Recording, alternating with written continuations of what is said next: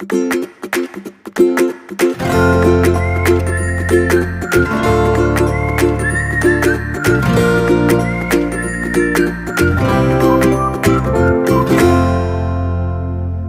everyone, my name's Steve, I'm the British Railroader, and this is my October 2022 update. Okay, so I can hear a few of you asking what's all this about. I've never done an update before. I didn't do one in September or August. Well, I've decided to do something a little bit different, and I thought by making monthly updates of what I'm doing with the model railway and telling you about where I've been, what I've bought, might be a better way of doing it than just doing either pieces to camera or just playing with the layout. I will still do that. I know that people enjoy watching operating sessions on the layout. That's where I get most of my views from. But when I started this channel, I didn't really know where I was going with it. And by doing a more of a magazine type thing, I think probably suits me a little bit better. I will do the odd special where I show people how I've weathered something or put something together, but we're going to try this for a little while and see how it goes. Obviously, if anybody has any special requests, I know that a couple of people have asked me about doing a tutorial about fitting ditch lights to model locomotives, which is something that I would promise I will do at some point in the future. Once I have a loco that needs ditch lights fitting, I will do a video about it. But in the meantime, we're going to try this monthly update. So let's begin with the news. And this month's big news is that I got married. So I haven't really done a huge amount on the model railway, but getting married means you go on honeymoon, and I went to Paris, and that meant a trip on the Eurostar. Now, I haven't been for quite a long time, and I've only ever been on the older Eurostar trains, but this time going there we got to go on one of the newer Siemens built trains, and then on the way back came back on one of the older trains. Me personally, I preferred the older ones. They're a lot more comfortable, but it was nice. I can't believe that it only takes 2 hours to get from the centre of London to the centre of Paris. Whilst I was in Paris, I did manage to do a little bit of train spotting, and I'll give you a little montage a little bit later on. But in other news, the big thing is Hornby announcing its TT range. Now, for those of you that don't know, TT is normally known as 3mm scale. It's halfway between 00 and N gauge. Hornby, or Triang I think it was, tried it out in the 1960s. Again, one of those hybrid scale to gauge ratios like the British always end up with, so it wasn't a true scale. And it kind of caught on, but then N gauge got a lot better and took over from it.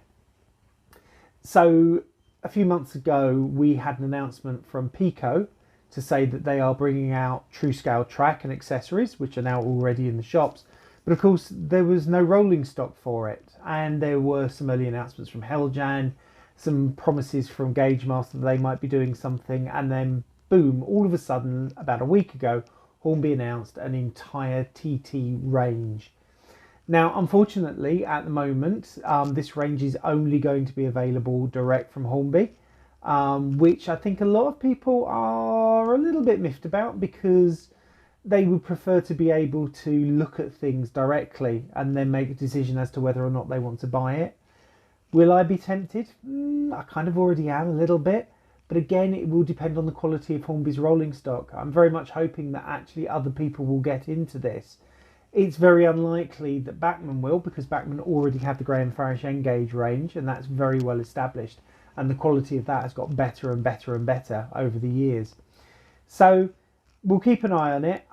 If I do decide to dip my toe, you will be the first to know, because I'm sure that there will be some kind of little TT scale layout coming my way, which means that I'm going to have to put up another shelf for it.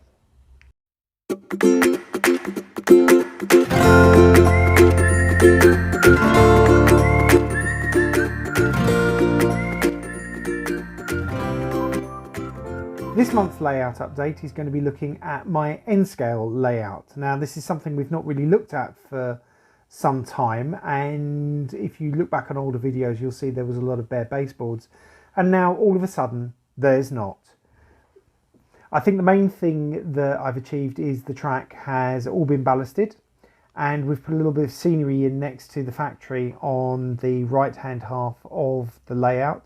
I've added some pavements, things have been not just bedded in and also made a little bit more natural. Something that I'm very proud of, if you can see down here, we've got some N-scale switch stands. They are actually homemade. They started out life as N-scale safety cones, which had the top nipped off and a very small drill bit used to put some wire in and make the handle, etc. So these were they were quite difficult to do, but actually it was quite rewarding doing them, because it's something that I can't get hold of, at least over here in the UK.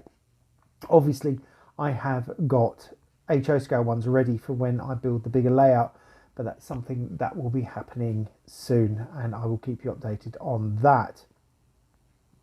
Aside from that, we're doing some work down this end around the bigger factory, just some of the scenery work. That's still a work in progress, but and then you can see down there past all of my pots and boxes and things, we've got the end of the layout with the little creek that I've already built into it. So that's the N-gauge scale layout. As I said, it's moving on slowly. You can tell by the trees that we've got the fall or autumnal feel going on. I have today bought some scenic scatter.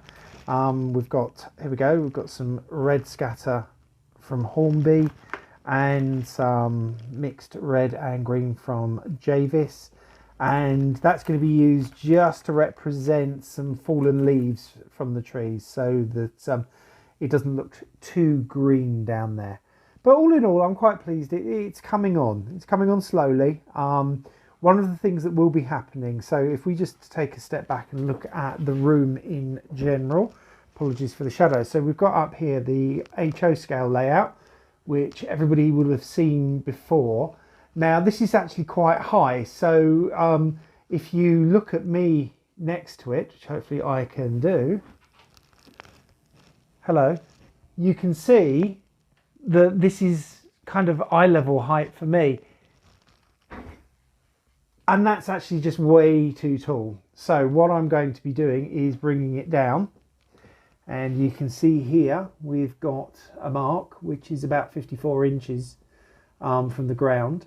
I'm going to get new brackets, longer brackets, bring that down, and we will be building the new layout, which will stretch along this wall and along this wall. The bookcase will be going. I don't know where I'm going to put everything, but the bookcase will be going.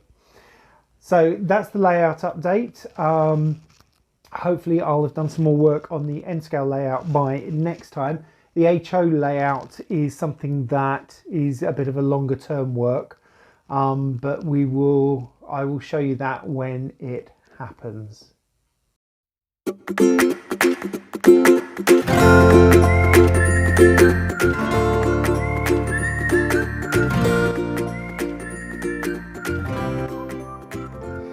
Okay, now we're moving on to what's new. So, as I said, I've not had a huge amount of time for the model railway this month, what with getting married, going on honeymoon, all that kind of thing.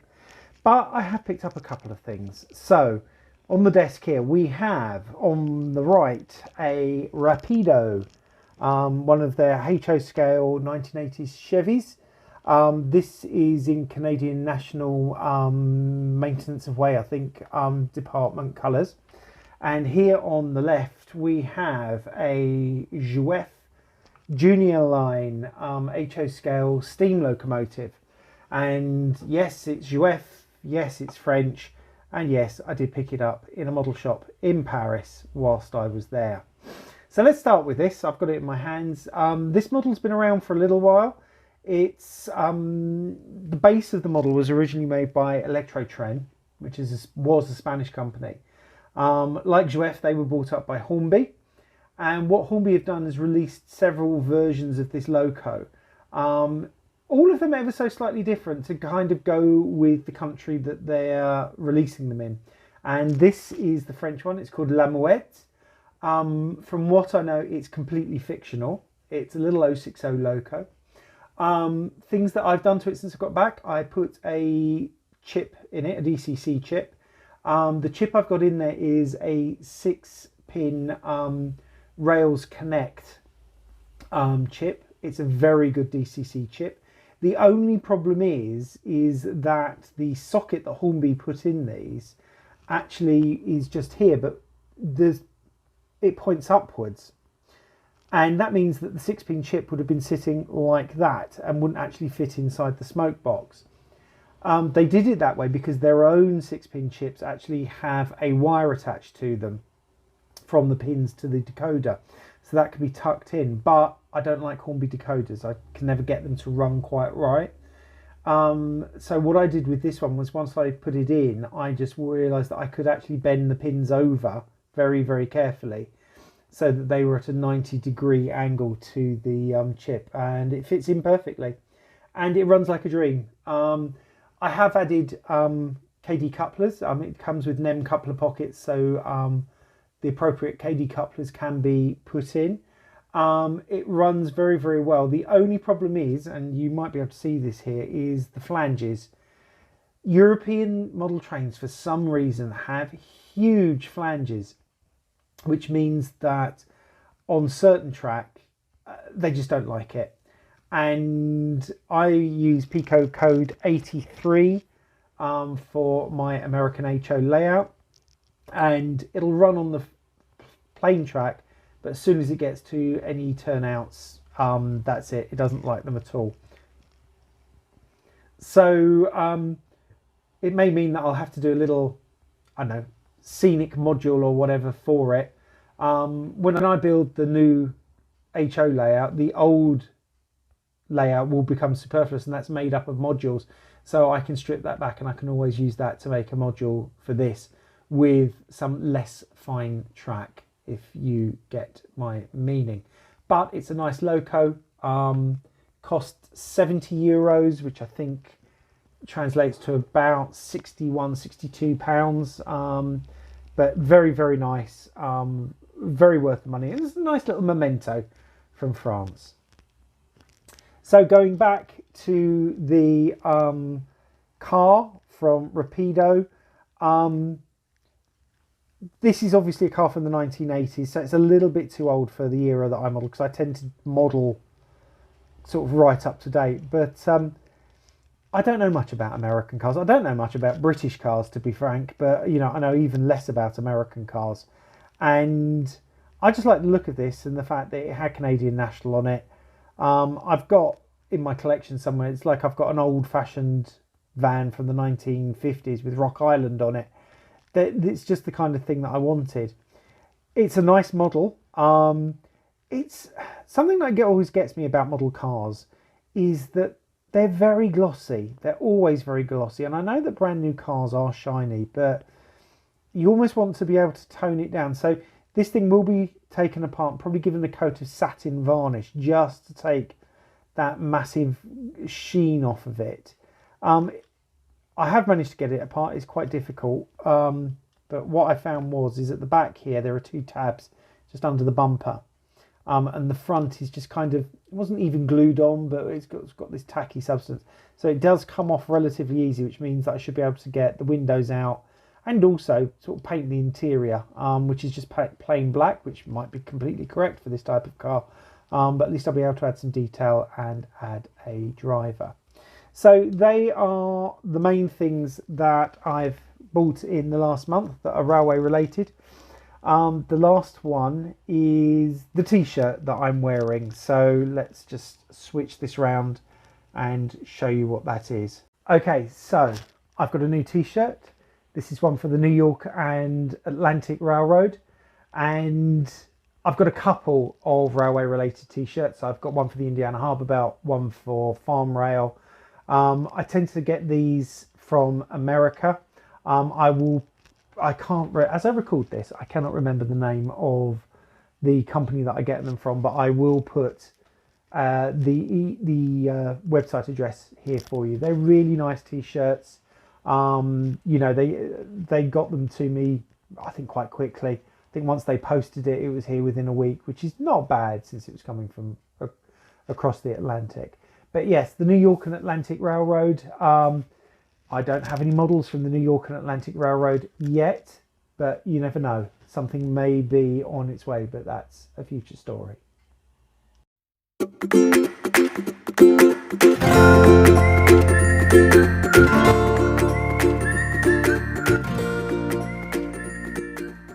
Okay folks, so lastly on this month's update, I've just got a few photos to show you from when I went to Paris.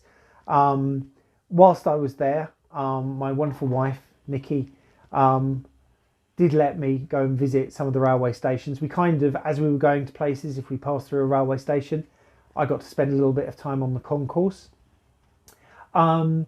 One of the things that I love about Paris and the railways there is that, unlike in the UK and in London, is there are still loco hauled trains to be found. Now they're all electric now. I think the last diesel loco hauled trains were stopped a few years ago. I used to see them when I went to the Gare de l'Est about 8 or 9 years ago now. But while I was there, I did manage to find some. There were local haul trains at the Gare de Montparnasse. Here's a photo.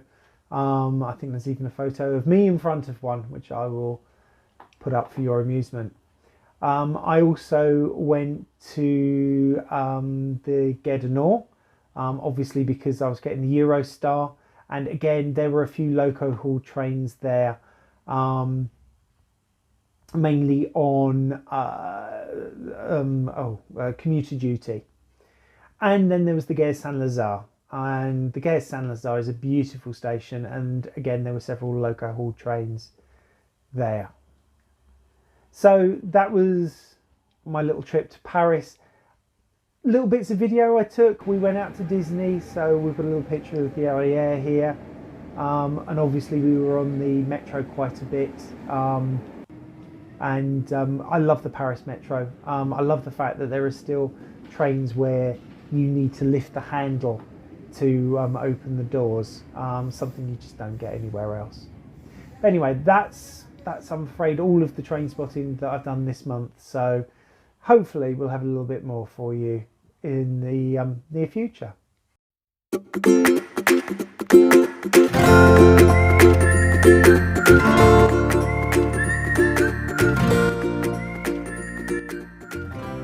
So that's the October 2022 update finished.